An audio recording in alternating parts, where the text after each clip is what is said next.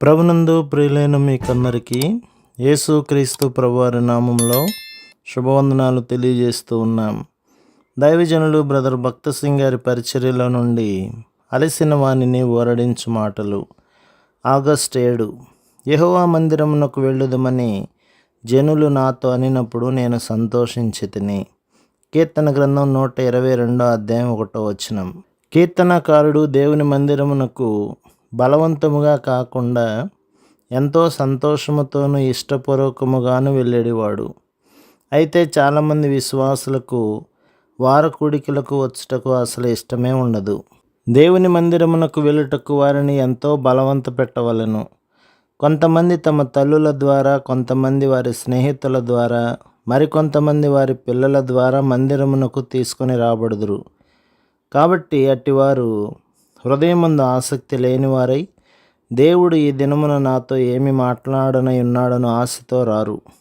కనుక చాలా ఆశీర్వాదములు పోగొట్టుకుందురు.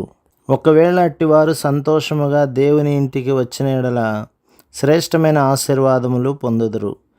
కొంతమంది కేవలం హాజరు కొరకు మాత్రమే దేవుని ఇంటికి వచ్చెదరు, లేదా ఎవరైనా బలవంత పెట్టిన యెడల చివరి వరుసలో స్థలమును ఆక్రమించుకొనుటలో సంతృప్తి చెందుదురు. ఎందుచేతననగా వారికి ఇష్టమైనప్పుడు బయటకు వెళ్ళిపోవుటకు అనుకూలముగా ఉండును. కానీ నీవు దేవుని ఇంటి పట్ల ఆశ కలిగి నేరుగా లోపలికి వెళ్ళి నీ సంపూర్ణ భాగమును పొందిన యెడల ఎంతో ఆనందమును శక్తిని పొందుదువు, మరియు ఆత్మీయముగా ఎదుగుదువు. ఆశతో దేవుని ఇంటికి వచ్చుచున్నప్పుడు మనము దేవుని సింహాసనము యొక్క అధికారము క్రిందకి వచ్చే అనుభవమును పొందుదుము. కీర్తన గ్రంథం 122 మనమందరము కలిసి ప్రార్థించినప్పుడు సాతానుని, వాడి శక్తిని బంధించే దేవుని అధికారమును కోరుకొనగలము. మనము ఒంటరిగా ఇట్టి అధికారమును పొందలేము. ఇట్టి శక్తి సంఘమునకు మాత్రమే ఇవ్వబడినది. ఇంకా దేవుని ఇంటికి వచ్చుట ద్వారా మన జీవితములలో నెమ్మది మరియు మన మార్గములలో క్షేమము కలుగును.